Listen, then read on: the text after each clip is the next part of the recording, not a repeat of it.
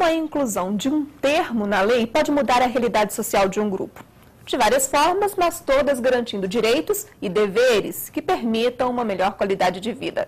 Nesse caso, os dos jovens de todo o país.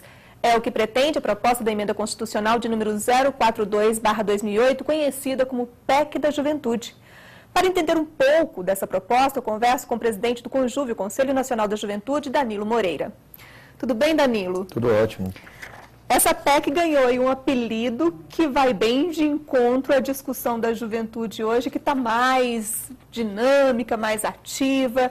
Na verdade, a aprovação dessa PEC transformada em emenda, que valor que ela traz para o termo jovem hoje no país?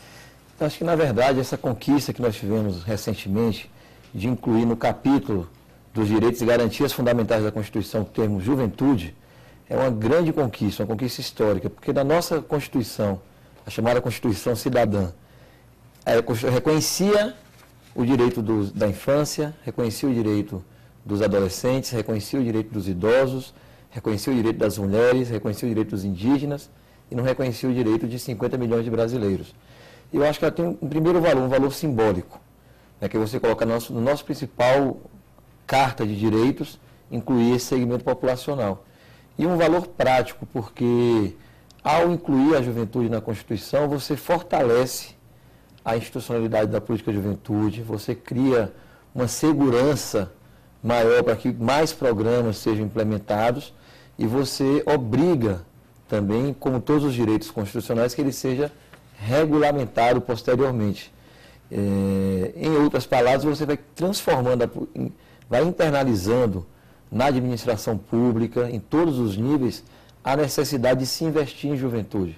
Então, eu acho que é uma grande conquista, aparentemente uma conquista assim, de uma lei, né, e que poderia não mudar de imediato a vida da juventude, mas ela tem um valor muito forte e, com certeza, consequências práticas virão. Para a maioria das pessoas é simplesmente uma questão teórica. Tem-se ou não tem-se o termo dentro da lei? Mas vai muito além disso quando você pensa no dia a dia do jovem, né? Claro. Porque primeiro é o seguinte, a gente tem tentado mudar nos últimos anos uma cultura que existe no Brasil de que a juventude se encerra nos 18 anos, porque se confundia até bem pouco tempo atrás juventude com adolescência. Então o jovem chegava, completava os 18 anos e a partir dos 18 não tinha nenhuma política específica. Ele era tratado como um adulto e tinha todas as dificuldades que um jovem tem. Então, toda a lógica da política de juventude é firmar um conceito um pouco maior. Nós falamos de 15 a 29 anos. E ao aprovar a PEC, você passa o Estado brasileiro, quando eu falo Estado, prefeituras, governos estaduais e governo federal, as instituições, devem tratar como prioridade nas suas políticas públicas a juventude. Em política pública de educação, de saúde, de cultura, de acesso ao trabalho. Então, é algo que vai, aos poucos, né, como eu já disse, fortalecendo o compromisso e fazendo com que esse compromisso não seja um compromisso do governante. Vira uma obrigação legal. Então, a gente não precisa ficar somente com um prefeito, ou com um governador, ou com um presidente que goste do tema para fazer. Além dele estar convencido, ele tem uma obrigação legal e a gente passa a ter um investimento contínuo em políticas públicas de juventude. Essa questão de se avaliar o jovem, o adolescente, o adulto, tudo num certo momento, tudo numa mesma faixa, a partir dos 18, nesse período aí que ficava em aberto, dos 18 aos 25, né? O jovem e adulto era uma coisa só para certas situações, né? Considerando certos aspectos.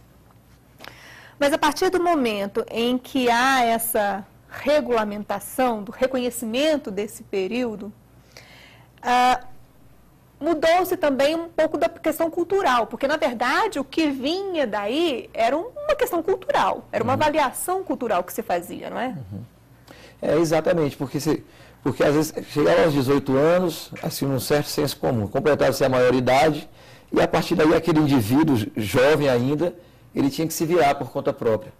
Quando, na verdade, ele ainda estava precisando estudar, ainda estava se preparando e se formando, tendo dificuldade de inserção no mercado de trabalho, às vezes era tratado como uma pessoa inexperiente, portanto, que não podia ser tributária de muita confiança. E por muitas vezes essa ausência do Estado significa ausência de direitos. Então você tinha um número grande de jovens desempregados, um número grande de jovens sem oportunidade de ter atividades culturais. E essa parcela sem políticas públicas virava um problema para a sociedade. E era tratada e estigmatizada como se o problema fosse do indivíduo.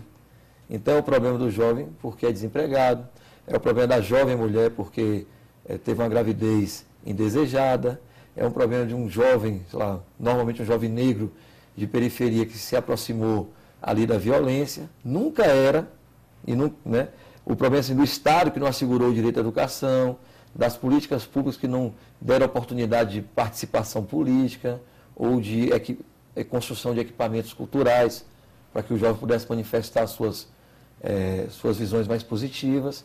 Então, eu acho que a PEC ela vem nesse contexto de valorização e de reconhecimento da juventude. E ela vem num contexto também interessante, porque não é só uma coisa do senador, do deputado, ou de uma ação do conselho.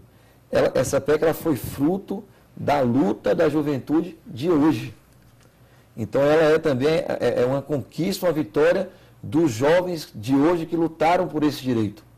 Então, isso dá uma outra qualidade à lei. A lei, quando ela vem junto com a luta, ela é uma lei mais forte, porque o acompanhamento dela, a execução dela, a cobrança para que ela vire realidade é mais forte. Então, isso é importante. Foi uma demonstração de que a atual geração de jovens tem capacidade de se organizar, tem capacidade de lutar pelos seus direitos, e no caso da PEC, que virou uma emenda constitucional número 65, tem capacidade de conquistar. Ou seja, se organizou, lutou e conquistou.